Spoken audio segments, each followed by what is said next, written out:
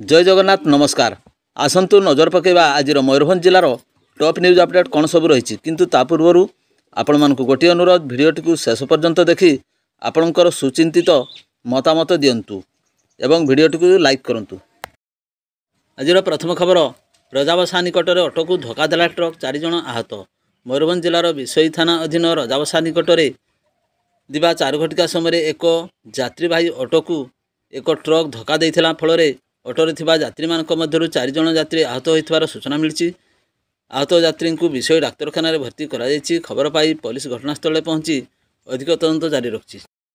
परवर्ती खबर हस्ततंत्र को प्रोत्साहित करिया पई प्रत्येक सोमवार और शुक्रवार सरकारी कर्मचारी माने पिंधिबे आदिवासी पारंपरिक वस्त्र। एने जिलापाल देले निर्देश। मयूरभंज जिलार आदिवासी मानकर कला संस्कृति दर्शाउथिबा दाला बयान पद्धति रे प्रस्तुति पारंपरिक फुटा वस्त्र बुणाकारक आर्थिक स्थिति रे उन्नति एवं हस्ततंत्र को उत्साहित करने कार्यरत सरकारी कर्मचारी मान को सप्ताह को सोमवार और शुक्रवार हस्ततंत्र पोशाक परिधान कर आसवा को जिलापाल परामर्श देइछन्ति। एथिसहित से निजे मध्य एही वस्त्र को पिंधि कार्य योगदान करछन्ति। तेबे एने जिला प्रशासन पक्षर शुक्रवार दिन प्राय 12:30 समय जिला प्रशासन पक्षर सोशल मीडिया माध्यम सूचना दी जाइछि। परवर्ती खबर अणातड़ा ग्राम में बेआईन चालाण बेले काठ गाड़ी जबत। बांगरीपसी रेंज अधीन अणातड़ा ग्राम में बेआईन चालाण बेले काठ गाड़ी को प्रथम ग्रामवासी अटक रखी वन विभाग को खबर देते। घटनास्थल में दिवा 6 घटिका समय वन विभाग टीम पहुंची काठ गाड़ी को जबत करने सहित घटनार अधिक तदंत करुछि। गाड़ीटीर अनेक मूल्यवान काठ बाहर को चालाण होउथिबार प्राथमिक तदंतरू जना पड़ी। परवर्ती खबर अबकारी विभाग टीम पक्षर तुलसी चौरा भगवती गाँव में चढ़ाऊ कर चरा देशी मद जबत घटना 3 जन को गिरफ्त कर कटचाण कला अबकारी विभाग मोबाइल टीम। गिरफ अभियुक्त मैंने होउचंदी तुलसीचौरा ग्रामर गजेन्द्र सिंह एवं भगवती ग्रामर धरणीधर पात्र और पागलू बिंधाणी। सेमानक निकटरू मोट 36 लिटर चरा देशी मद जबत करा सहित गिरफ कराई। एने अबकारी विभाग मोबाइल टीम पक्षर 3 गोटी पृथक मामला रुजु करा जायथिबा बेले गिरफ अभियुक्त मानकर स्वास्थ्य परीक्षा पर अपराह्न बेतनडी जेएमएफसी कोर्ट को चालाण करा जायथिबार सूचना। परवर्ती खबर ठाकुरमुंडा वन विभाग द्वारा गुवाहाटी बसंतपुर रास्तारू शाल काठ बोझे डला टेम्पो जबत। जड़े अटक करंजिया वनखंड अधिकारी श्रीकांत नायक निर्देशक्रमे ठाकुरमुंडा वनांचल अधिकारी उमाकांत बेहेरा नेतृत्व में वन विभाग एक दल विलंबित राति गुवाहाटी ठारू बसंतपुर ग्राम रास्तार पेट्रोलिंग करुवा बेले एक डाला ऑटो को संदेह अटकाइबारु सेथिरे 35 खंड शाल काठ बोझे होइथिबा देखिबाकु मिलथिला। एही घटनारे गाड़ी सहित जड़े अभियुक्त को ठाकुरमुंडा वन विभाग को आनी अटक रखी अधिक तदंत करुवा वन विभाग अधिकारी श्री नायक सकाळ 9:30 समय गणमाध्यम को सूचना प्रदान करिसेंति। परवर्ती खबर बड़साई आरपड़ा मुख्य रास्ता पार्श्व थिबा राजकिशोर आचार्य घर भितरू ग्रिल काटी गुरुवार राति बुलेट गाड़ी चोरी कर नहीं दुर्वृत्त।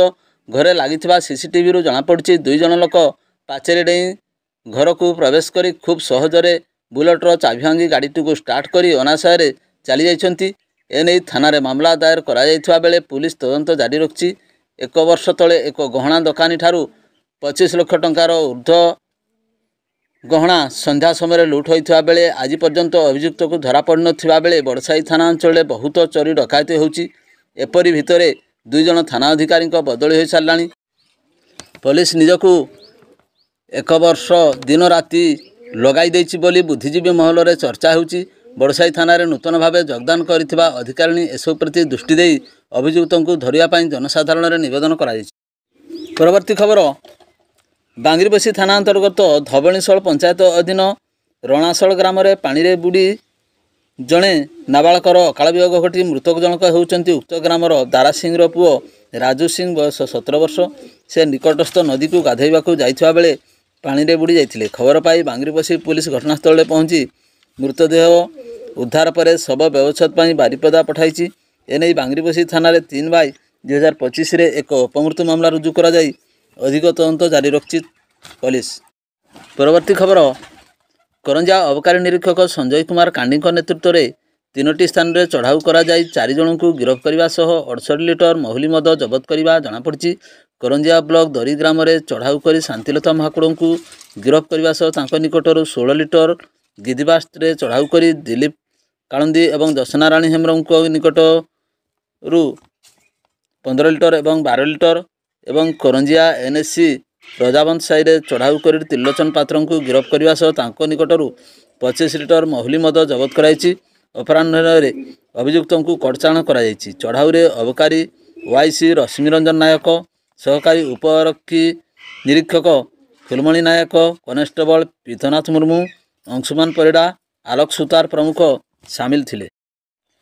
ପରବର୍ତ୍ତୀ ଖବର, ବଡ଼ସାହି ଥାନା ଦେଇ ବୁଢ଼ାବଳଙ୍ଗ ଗଙ୍ଗାହାର ନଦୀ ପ୍ରବାହିତ ହେଉଥିବା ବେଳେ ଜାତୀୟ ଗ୍ରୀନ୍ ଟ୍ରିବ୍ୟୁନାଲ ପ୍ରତିବନ୍ଧକ ଯୋଗୁଁ କୌଣସି ନଦୀଶଯ୍ୟା ନିଲାମ ହୋଇପାରି ନାହିଁ। ଏହାର ସୁଯୋଗ ନେଇ ବାଲି ମାଫିଆମାନେ ସକ୍ରିୟ ହୋଇ ଉଠୁଛନ୍ତି। ବଡ଼ସାହି ଅଞ୍ଚଳରୁ ନଦୀଶଯ୍ୟାମାନଙ୍କରୁ ଟ୍ରାକ୍ଟର ଯୋଗେ ବାଲି ଉତ୍ତୋଳନ କରି ପଡ଼ୋଶୀ ବ୍ଲକ ଜିଲ୍ଲାମାନଙ୍କୁ ବେଆଇନ ଭାବେ ବାଲି ଚାଲାଣ ହେଉଛି। ଲଘୁଜ ଖଣିଜ ସମ୍ପଦ ଧରପଗଡ଼ କ୍ଷମତା ଜିଲ୍ଲା ମାଇନିଂ ବିଭାଗକୁ ଯିବା ପରେ ବିଭାଗ ତରଫରୁ କମ୍ କର୍ମଚାରୀ ଥିବାରୁ ଏହାର ସୁଯୋଗ ନେଇ ବାଲି ଚୋରି ବଡ଼ସାହି ଅଞ୍ଚଳରେ ବୃଦ୍ଧି ପାଉଛି। କେବଳ ବଡ଼ସାହି ପୁଲିସ ବେଆଇନ ବାଲି ବୋଝେଇ ଗାଡ଼ି ଉପରେ ଚଢ଼ାଉ କରିଛି। ଗୁରୁବାର ରାତିରେ ଭୀମଦାଠାରେ ଏକ ବାଲି ବୋଝେଇ ହାଇୱା ଜବତ କରିଯାଇଥିବା ବେଳେ ବର୍ତ୍ତନା ଏବଂ ଯମୁନାଠାରେ 2ଟି ଟ୍ରାକ୍ଟର ଜବତ କରି ଥାନାକୁ ଆଣିଛି ବଡ଼ସାହି ପୋଲିସ। ପରବର୍ତ୍ତୀ ଖବର, ମୟୂରଭଞ୍ଜ ଜିଲ୍ଲାରେ 10 ପୁଲିସ ଅଧିକାରୀଙ୍କର ଅଦଳବଦଳ ହୋଇଛି।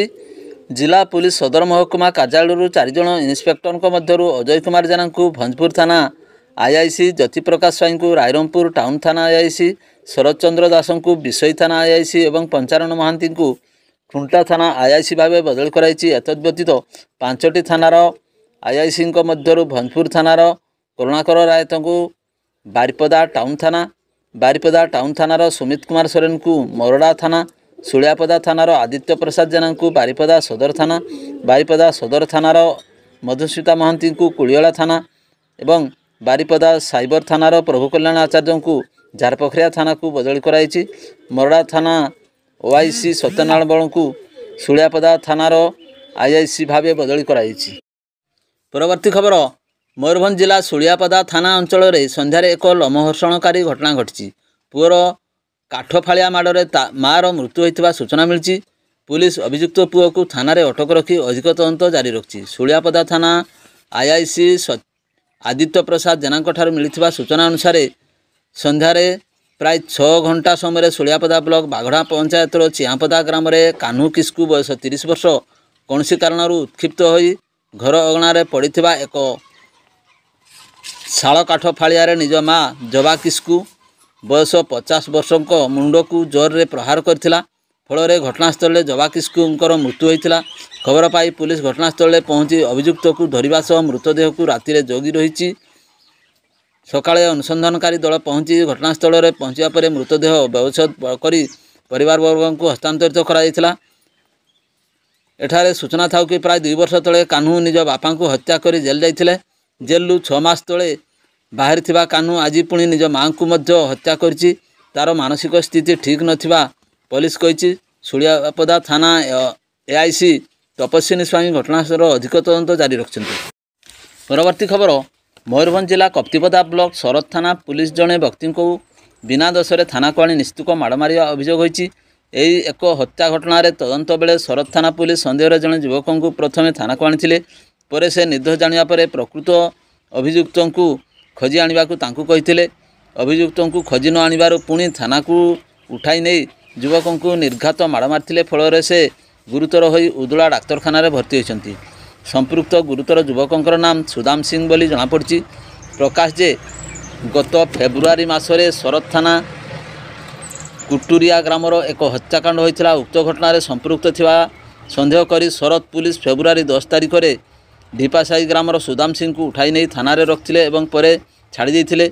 ଏହା ସହିତ ଘଟଣାରେ ଅଭିଯୁକ୍ତଙ୍କୁ ଖୋଜି ଆଣି ପୋଲିସକୁ ଦେବା ପାଇଁ ତାଗିଦ କରିଥିଲେ। ହେଲେ ହତ୍ୟାକାଣ୍ଡକୁ 1 ମାସ ବିତି ଯାଇଥିଲେ ସୁଦ୍ଧା କାହାରିକୁ ପୁଲିସ ଗିରଫ କରିବାରେ ସଫଳ ହୋଇନଥିବା ବେଳେ ପୁଣି ଗତ ବୁଧବାର ସୁଦାମ ସିଂଙ୍କୁ ପୁଲିସ ଆଉ ଥରେ ଉଠାଇ ନେଇ ଥାନା ଭିତରେ ମାଡ଼ ମାରିଥିଲେ। ଏପରିକି ସୁଦାମଙ୍କ ଛାତିରେ ମଧ୍ୟ ପୁଲିସ ଅଧିକାରୀ ଚଢ଼ି ଯାଇଥିବା ଅଭିଯୋଗ କରିଛନ୍ତି ସୁଦାମ। ଏଥିରେ ସେ ଗୁରୁତର ହୋଇଥିବା ବେଳେ ତାଙ୍କ ମୁହଁ, ଆଖି ଏବଂ ଅଣ୍ଟାରେ ଗଭୀର ଆଘାତ ଲାଗିଛି। ଏବେ ସେ ଗୁରୁତର ଅବସ୍ଥାରେ ଉଦଳା ଡାକ୍ତରଖାନାରେ ଚିକିତ୍ସିତ ହେଉଥିବା ପ୍ରକାଶ ତେବେ ଏନେଇ ଶରତ ପୁଲିସର କୌଣସି ପ୍ରତିକ୍ରିୟା ମିଳି। ପରବର୍ତ୍ତୀ ଖବର, ସ୍ଥାନୀୟ ଜିଲ୍ଲା ସଦର ମହକୁମା ମୁଖ୍ୟ ଚିକିତ୍ସାଳୟ ଚିକିତ୍ସାଧୀନ ଥିବା ଜଣୈକ ଅଚେନା ଯୁବକଙ୍କର ଗତ ଗୁରୁବାର ରାତିରେ ମୃତ୍ୟୁ ଘଟିଛି। ଉକ୍ତ ଯୁବକଙ୍କୁ ଗୁରୁବାର ପୂର୍ବାହ୍ନରେ ସ୍ଥାନୀୟ ଚିପଟସ୍ତିଆ ରାସ୍ତା ପାର୍ଶ୍ୱରୁ ସଂଜ୍ଞାହୀନ ଅବସ୍ଥାରେ ଉଦ୍ଧାର କରି ଅଣାଯାଇଥିଲା। ମୃତକଙ୍କର ବୟସ ଅନୁମାନିକ 30 ବର୍ଷ ଏବଂ ସେ ଲାଲ ରଙ୍ଗର ସାର୍ଟ ଏବଂ କଳା ରଙ୍ଗର ଫୁଲ ପ୍ୟାଣ୍ଟ ପିନ୍ଧିଥିବା ପ୍ରକାଶ। ଏ ସମ୍ପର୍କରେ ବାରିପଦା ଟାଉନ ଥାନାରେ 28/25 ନମ୍ବରରେ ଏକ ଅପମୃତ୍ୟୁ ମାମଲା ରୁଜୁ ହେବା ସହିତ ଶବ ବ୍ୟବଚ୍ଛେଦ କରାଯାଇ ମୃତକଙ୍କୁ ଚିହ୍ନଟ ପାଇଁ ସଂରକ୍ଷିତ କରାଯାଇଛି। ଏଥିନେଇ ମେଡିକାଲ ଫାଣ୍ଡି ପୋଲିସ ଅଧିକାରୀଙ୍କ ସହ ଯୋଗାଯୋଗ କରିବାକୁ କୁହାଯାଇଛି। ପରବର୍ତ୍ତୀ ଖବର, ଜରାଜୀର୍ଣ୍ଣ ଅବସ୍ଥାରେ ଥିବା ଓଡ଼ିଶାର ସର୍ବପୁରାତନ 126 ବର୍ଷର ଶ୍ରୀରାମଚନ୍ଦ୍ର ପାଠାଗାର ବା ଜୁବଲି ଲାଇବ୍ରେରୀର ଉପଲବ୍ଧ ବହୁ ମୂଲ୍ୟବାନ ଏବଂ ଦୁଷ୍ପ୍ରାପ୍ୟ ପୁସ୍ତକର ରକ୍ଷଣାବେକ୍ଷଣ ତଥା ଆଧୁନିକୀକରଣ ବ୍ୟବସ୍ଥା ସଂକ୍ରାନ୍ତରେ ଅନୁଧ୍ୟାନ ଏବଂ ସହାୟତା ନିମନ୍ତେ ଖଡ଼ଗପୁର IITର କେନ୍ଦ୍ରୀୟ ଲାଇବ୍ରେରୀ ସହିତ ଯୋଗାଯୋଗ କରାଯାଇଥିଲା। ଏଣୁ ଉକ୍ତ କେନ୍ଦ୍ରୀୟ ଲାଇବ୍ରେରୀ ପକ୍ଷରୁ ସମୀର କୁମାର ଜଲାଲ, ସମ୍ରାଟ ଗୁହାରାୟ ଏବଂ ହେମନ୍ତ ବିଶ୍ୱାଳଙ୍କ ଏକ 3 ଜଣିଆ ପର୍ଯ୍ୟବେକ୍ଷକ ଦଳ ଗୁରୁବାର ଏଠାରେ ପହଞ୍ଚି ସ୍ଥାନୀୟ ଶ୍ରୀରାମଚନ୍ଦ୍ର ପାଠାଗାର ଅନୁଧ୍ୟାନ କରିବା ସହ ଆଲୋଚନା କରିଥିବା ପାଠାଗାର ପରିଚାଳନା କମିଟିର ସଭାପତି ଜୟନ୍ତ ପାଲଙ୍କଠାରୁ ପ୍ରକାଶ। ତତ୍ସହିତ ଖୁବ୍ ଶୀଘ୍ର ଏହି ପର୍ଯ୍ୟବେକ୍ଷକ ଦଳ ପକ୍ଷରୁ ରିପୋର୍ଟ ପ୍ରଦାନ କରାଯିବ ବୋଲି ପ୍ରତିଶ୍ରୁତି ଦେଇଛନ୍ତି। ଏହି ପର୍ଯ୍ୟବେକ୍ଷକ ଦଳଙ୍କ ସହ ପାଠାଗାର ପକ୍ଷରୁ ଅବସରପ୍ରାପ୍ତ ବରିଷ୍ଠ ପ୍ରଫେସର ଡକ୍ଟର ମହେଶ ଷଡ଼ଙ୍ଗୀ ଏବଂ ପାଠାଗାରର ଅଶୋକ ବେହେରା, ଆଶିଷ ମହାନ୍ତି, ପ୍ରଦୀପ ଲେଙ୍କା, ସନ୍ତୋଷ ପଟ୍ଟନାୟକ, ବଳଦେବ ଶତପଥୀ, ବିଜୟ ମହାପାତ୍ର, ମନୋଜ କୁଅଁର, ରବିନାରାୟଣ ନନ୍ଦ ଓ କନିକା ସେନାପତି ପ୍ରମୁଖ ଅଂଶଗ୍ରହଣ କରିଥିଲେ।